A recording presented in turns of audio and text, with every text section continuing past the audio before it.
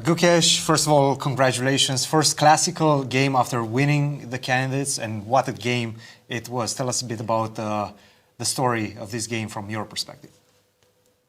Yeah, I'm super happy to play classical again. And yeah, it was quite an interesting game. Obviously this d5 was not, it's not very common, but I thought this could be played for this game, and he reacted, I think, quite well. Did you feel like he knew what he was doing? He was well within his preparation, or you surprised him with this d5? No, for sure he was surprised because he took quite some time in the opening, but also the moves that he was making were quite logical. So, yeah, this rook b8, also b5 directly I thought was possible on the board, and rook b8, castle b5. Yeah, like here I just want to get h3, knight g3, f4, this kind of bind, but if I do this, probably I can just take and go b4, and I was not very sure how good this is for me. So makes sense. I thought first I can play a3 and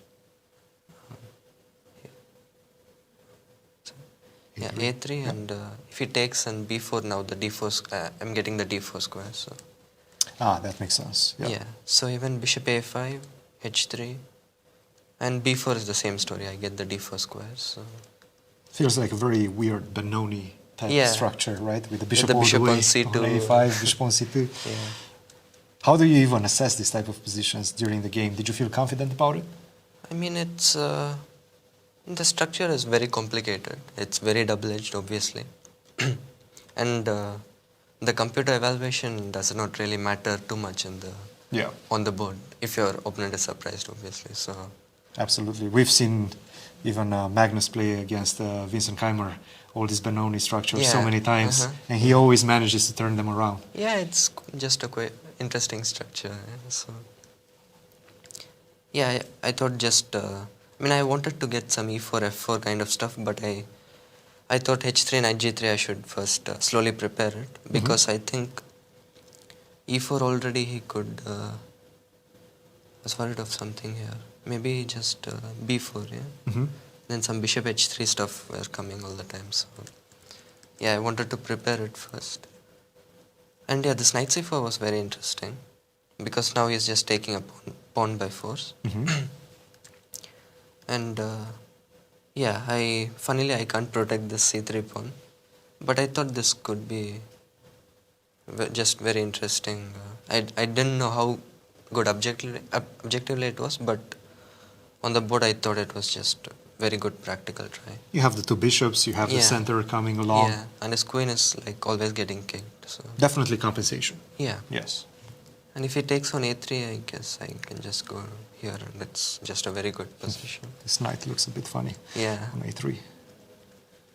So what he played was very nice, and e4, h5, this was also very, very strong move, because now he threatens h4 and is concretely trying to resolve the center. I think any other move would give me some very nice chances. I thought h5 was very good from a practical perspective. For sure, yeah. Bishop h5 was impressed, and yeah, I thought this was my only try. I saw this draw with like just queen d4, rook d3, queen b2, rook b3, but okay, maybe there is something better. But I thought with this I can still try a bit. And actually, initially I missed something that happened later.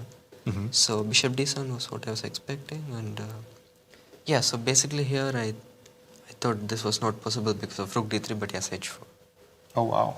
And rook d4, and he gets a lot of compensation. Because I was in the playing hall, and you looked finally a little bit concerned after he played this move, knight takes e4. Like, it almost felt like you missed it. No, I obviously didn't miss knight e4, but I missed the h4. Yeah. But it came at an expense for him. He spent a lot of time. He spent, like, I was already ahead by 15 minutes or something. So. Yeah, and now down to his last 8 minutes after this move, knight to e4. But I thought even this is just, black should be completely fine, of course, objectively, but I thought, okay, I have some tricks with this with the g5 square and my rooks jumping in. So. Yeah. And I was so surprised by queen h7.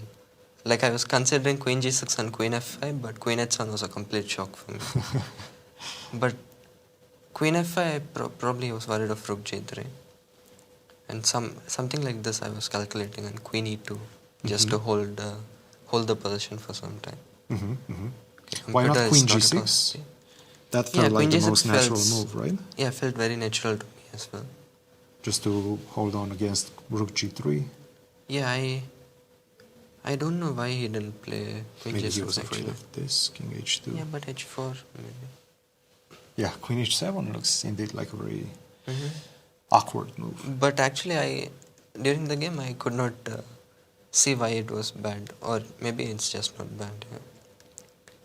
I thought this was like, I was already looking at all kinds of tricks with the back rank, and here I was considering queen e2 and a4 both. And queen e2, I guess it leads to the same a4 knight b6. F5, yeah, I considered this, but knight e5 I was not sure.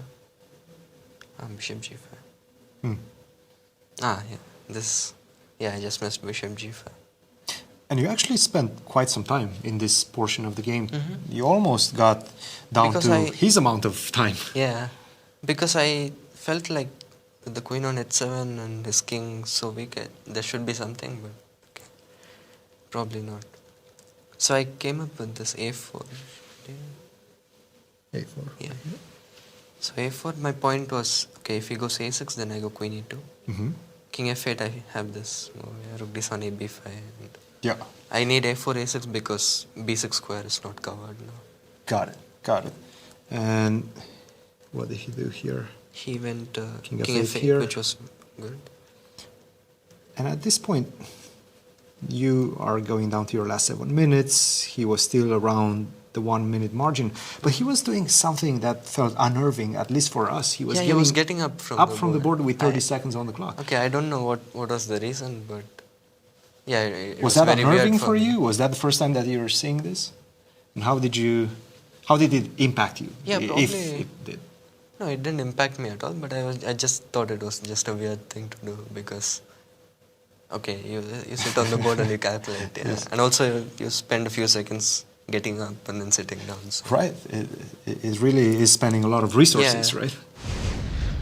But okay, I probably messed it up at some point. And you can see it right there, making his moves with 2 seconds on the clock, very normal in this situation, and then getting off from the board. Yeah. I actually thought I missed knight e3, queen e3, bishop g2. I did miss it. Yes, So. yes. No, with the rook a4, I was hoping that he would go here, and then I have check and take. I think this was working as well. Really? Yes. Don't ask Knight me why. f4, yeah? Knight f4, and I guess queen e4 perhaps. Yeah.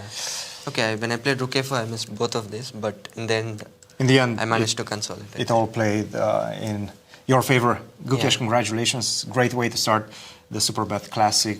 We'll see you in next round. Thank you. Guys, back to you. Thank you. Christian, Yes. I'm just like, it kind of